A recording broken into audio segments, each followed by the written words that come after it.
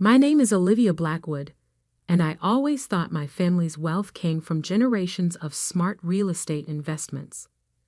That's what the plaque in our mansion's foyer proclaimed. Blackwood Properties, established 1892. That's what my parents told me at every family dinner. That's what everyone in our affluent circle believed. But they were all wrong. The truth began to unravel the day I decided to renovate our family mansion. At 32, I had finally convinced my parents to let me modernize the aging Victorian estate. They agreed reluctantly, with one strange condition: the basement was strictly off-limits. The foundation is delicate, my mother insisted, her usually confident voice wavering slightly. Any disturbance could compromise the entire structure. I should have noticed how her hands trembled when she said this, how my father's face turned ashen at the mere mention of renovation. But I was too excited about finally bringing the mansion into the 21st century to pay attention to these warning signs. The first few weeks of renovation went smoothly. We updated the kitchen, restored the grand staircase, and modernized the electrical systems.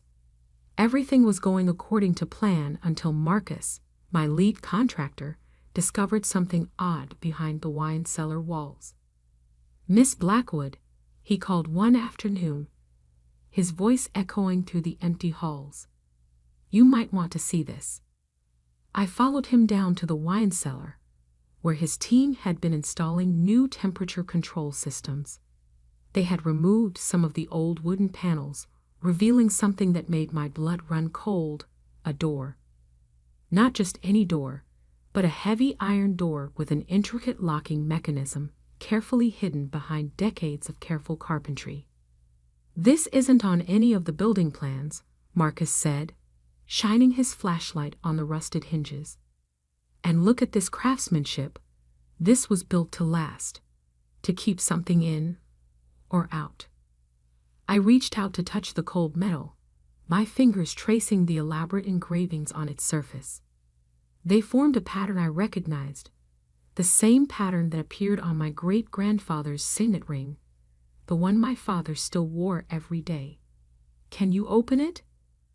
I asked, my curiosity overshadowing the echo of my mother's warnings. Marcus examined the lock. "It's old, but not complicated. Give me a few minutes." The sound of his tools working on the lock seemed to grow louder in the confined space.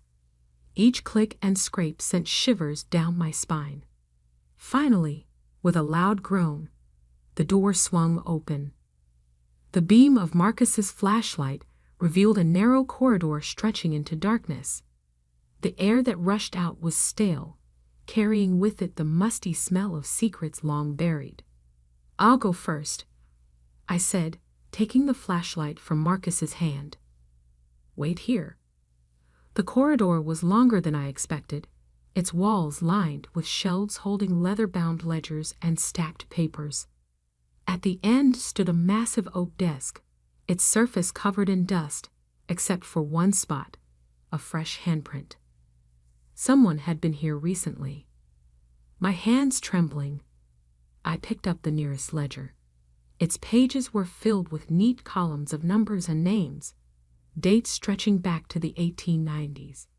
As I read, my eyes widened in horror. These weren't real estate transactions.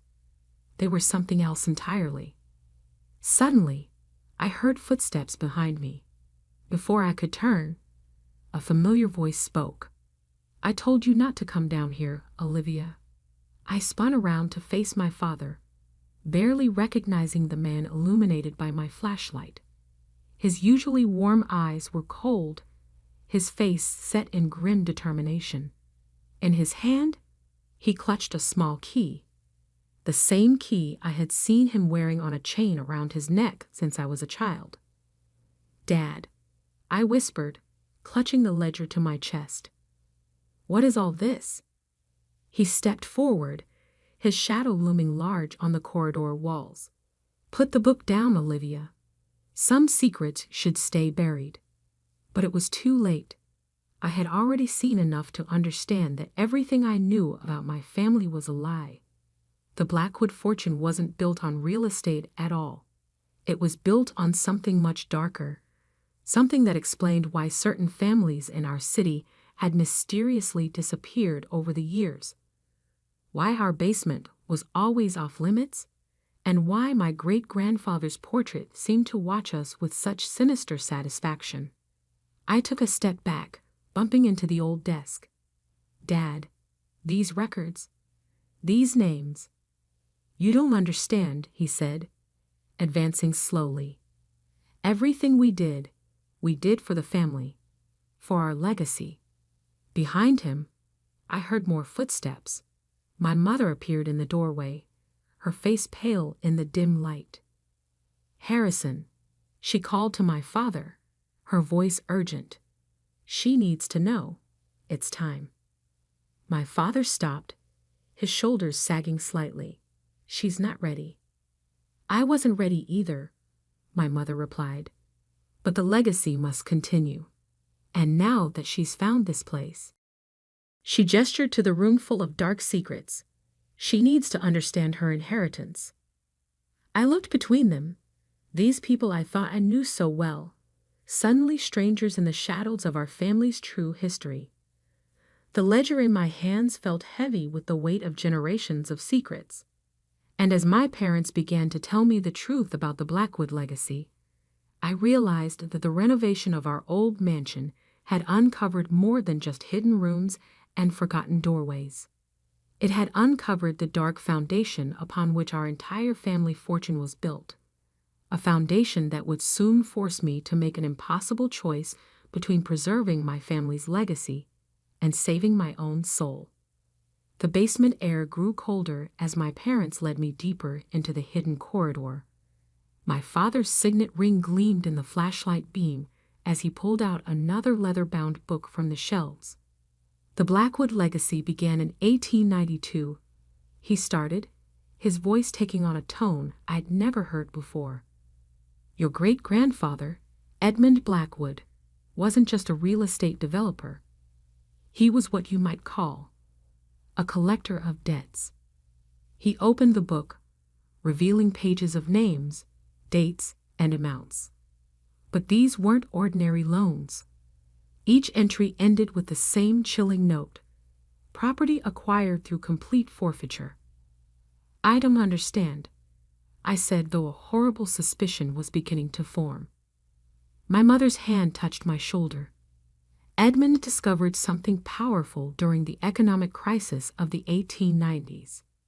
People would do anything to save their homes, their businesses, their families. Anything." My voice trembled. "He offered them contracts," my father continued.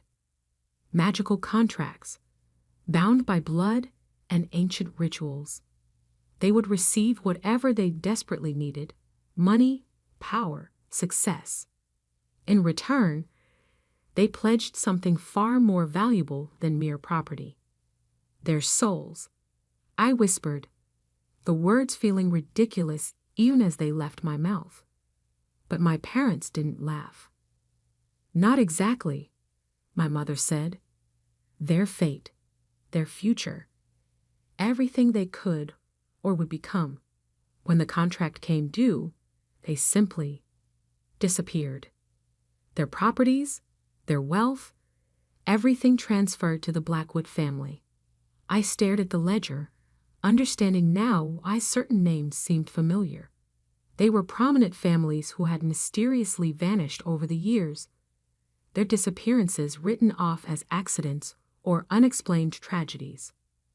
"The contracts," my father explained, "were designed by Edmund using knowledge he gained from certain entities, beings that exist in the spaces between what's real and what's not. They ensure the terms are met, one way or another." My mother pulled out another book, this one newer. "The business evolved over time. We became more selective, more discreet. Instead of targeting desperate families, we focused on ambitious individuals, people who would trade anything for success. Like the Harritons last year. I remembered suddenly. They won the state lottery, became overnight millionaires. Then their private plane crashed 6 months later. They knew the terms, my father said coldly. 6 months of wealth and success, then complete forfeiture. Everything they gained, everything they were, became part of the Blackwood fortune. This is insane. I backed away from them. You're telling me our entire family fortune is built on stealing people's lives? Their futures? Building, my mother corrected. Present tense. The contracts are still active. In fact, she hesitated, glancing at my father. There's one being negotiated right now. As if on cue, my phone buzzed. A text from Marcus, my contractor. Miss Blackwood, there's someone here to see you about the renovation budget. Says it's urgent. My blood ran cold. The renovation costs, I said slowly. They're higher than expected. You knew I'd need more funding. My father nodded. We arranged for someone to offer help. Someone desperate enough to sign a new contract. No, I shook my head. I won't be part of this. You already are, my mother said firmly. You're Blackwood. The legacy passes to you now. You must learn to manage the contracts, to maintain the family business.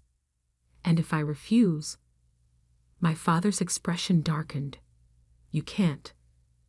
The moment you entered this room, you became bound to the legacy. The entities that enforce our contracts. They're aware of you now. I looked around the room, suddenly feeling watched by something beyond the shadows. The air seemed to thicken, and in the corners of my vision, I caught glimpses of movement that shouldn't be possible. There's more, my mother added. The contracts require active management. If the Blackwood line fails to maintain them, she shuddered. Let's just say the entities would claim everything, including us. I sank into the old desk chair, my mind reeling. How many? I asked. How many active contracts are there? My father pulled out a modern laptop, incongruous in this ancient space. Currently, 47, each with different terms, different due dates. They need to be monitored, managed. New ones need to be created to maintain the balance. The contractor upstairs, I realized. He would be number 48. If you approve the contract, my mother nodded. It's your decision now. Your first test as the new keeper of the Blackwood legacy. My phone buzzed again. Marcus, Miss Blackwood? He's getting impatient. I stared at the message, understanding now that I stood at a crossroads. I could run, try to escape this dark inheritance, but my parents' warnings about the consequences rang in my ears. Or I could embrace it, become what generations of Blackwoods had been, collectors of fates, dealers in futures. Standing up, I straightened my jacket and took a deep breath. I need to see all the contracts, every detail. If I'm going to be responsible for this, I need to understand everything. My parents exchanged relieved looks. Of course, my father said, moving toward a modern filing cabinet hidden in the shadows. But first, you need to deal with the situation upstairs. I walked toward the door, then paused. Just tell me one thing. When you paid for my college education, for my first apartment, for everything, whose fate paid for it? The silence that followed was deafening. The Middletons, my mother finally answered. Remember them? The family that owned the bakery downtown. I did remember. They had vanished during my freshman year of college. Their bakery, their home, everything they owned had been mysteriously abandoned overnight. As I climbed the stairs back to the main house, each step felt heavier than the last. Upstairs, a desperate person waited, ready to trade their future for immediate success. and I had to decide whether to continue my family's dark legacy or find another way, if another way even existed. What I didn't know then was that my decision would set in motion a chain of events that would either secure the Blackwood fortune forever or destroy everything my family had built over the past century. I pushed open the basement door, stepping back into the world of light and normalcy. But now I understood. Our mansion wasn't just a symbol of wealth and success. It was a repository of stolen fates, a fortress built on disappeared lives. And I was its new keeper.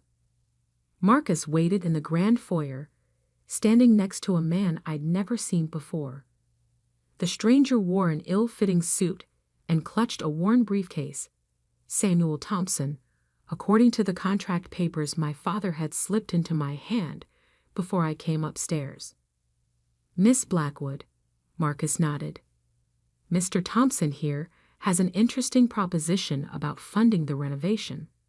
I studied Thompson carefully. Middle-aged, desperate eyes, wedding ring. A man with a family, with a future my family's legacy would erase. Let's talk in the study, I said, leading them away from the basement door. The study walls were lined with photographs, generations of Blackwoods standing proudly in front of their various properties. Now, I understood why none of the pictures included the previous owners. I understand you're having financial difficulties with the renovation, Thompson began, his voice trembling slightly. I represent certain investors who could help. I opened the contract my father had prepared. The terms were clear. Thompson would receive $5 million, enough to save his failing business and put his kids through college. In return, he and his entire family would forfeit their future existence in exactly 3 years. My hand shook as I placed the contract on the desk. One signature, and I would become just like my parents, like my grandfather, like all the Blackwoods before them, a collector of souls, a trader of fates. Mr. Thompson, I said slowly, before we discuss terms, I need to show you something. I led him back to the basement, ignoring my parents' shocked expressions when we entered the hidden room. Thompson's eyes widened as he took in the shelves of ledgers, the ancient desk, the feeling of otherworldly presence that permeated the space. What is this place? This, I said, pulling out the most recent ledger, is where we keep the real contracts. The ones that explain exactly what happens to people who make deals with my family. My father stepped forward. Olivia, stop this immediately. But I continued, showing Thompson the entries. The Harringtons, the Middletons, dozens of families who had vanished after signing away their futures. The money you're being offered isn't just money. It's lives, futures, stolen from people like you who were desperate enough to sign without understanding the true cost. The air in the room grew colder. In the corners of my vision, shadows moved in impossible ways. I felt them watching, waiting, those entities my father had mentioned. Olivia, my mother's voice was sharp with warning. You're endangering everything. No, I stood my ground. I'm ending everything. I turned to Thompson, who had gone pale. Go home to your family. Whatever trouble you're in, it's better than the alternative. Trust me. After Thompson flowed, I faced my parents. The ledgers began to vibrate on their shelves. Dark shapes coalesced in the shadows. Do you have any idea what you've done? My father's voice shook with rage and fear. The contracts must continue. The entities require regular tributes. Without new contracts, they'll take everything, my mother finished, including us. It's how the original deal was structured. The entities get everything if the Blackwood line fails to maintain the cycle. I picked up the oldest ledger, my great-grandfather's first record of deals and forfeitures. Then let them take it. The shadows in the room solidified into forms that hurt my eyes to look at. The temperature dropped to freezing. I found something else in these records, I continued, opening the book to a marked page. A clause in the original agreement. The entities can be bound and banished if someone of Blackwood blood willingly sacrifices the entire fortune. Everything gained through the contracts, freely given up. My parents lunged forward, but it was too late. I had already begun the words written in the margin of that first ledger, my great-grandfather's contingency plan that no Blackwood had ever been willing to use. The entities swirled around us, their presence becoming more solid with each word I spoke. The fortune my family had accumulated over generations, properties, money, stolen futures, began to dissolve. I felt it leaving. My trust fund, my apartments, everything I owned that had been bought with Blackwood money. More importantly, I felt the contracts breaking. Somewhere, the Harringtons were returning to existence. The Middletons were reclaiming their stolen futures. My parents screamed as their own wealth evaporated. The mansion itself began to fade, decades of stolen prosperity returning to their rightful owners. When it was over, we stood in an empty basement. No hidden room, no ancient desk, no ledgers full of dark contracts. Just concrete walls and the remnants of what had once been the Blackwood fortune. "What have you done?" my father whispered, looking at his empty hands. His signet ring had vanished with everything else. "I chose a different legacy," I answered. "One we can build ourselves without stealing other people's futures." My mother sank to the floor, her designer clothes replaced by simple garments. "We're nothing now." "No one."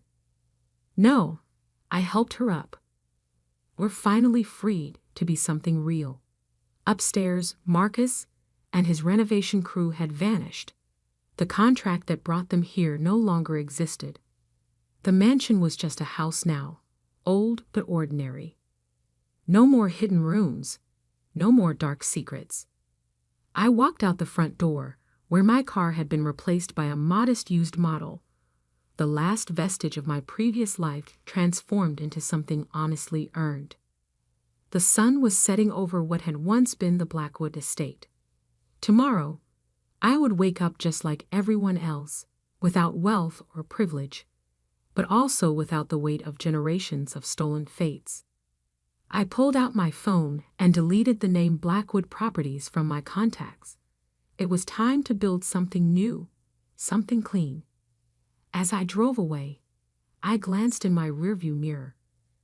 The mansion seemed smaller now, just another old house with history, but no more dark secrets. The entities were gone, the contracts broken, the futures returned. The Blackwood legacy was over, but mine was just beginning. 10 years later, I stood in front of a different building, the headquarters of New Horizons Development, my new company, built from scratch, with honest work and legitimate contracts. No hidden rooms, no stolen futures. My parents eventually adapted to normal life. My father found work as a real estate agent, dealing in actual properties instead of supernatural contracts. My mother started a small interior design business.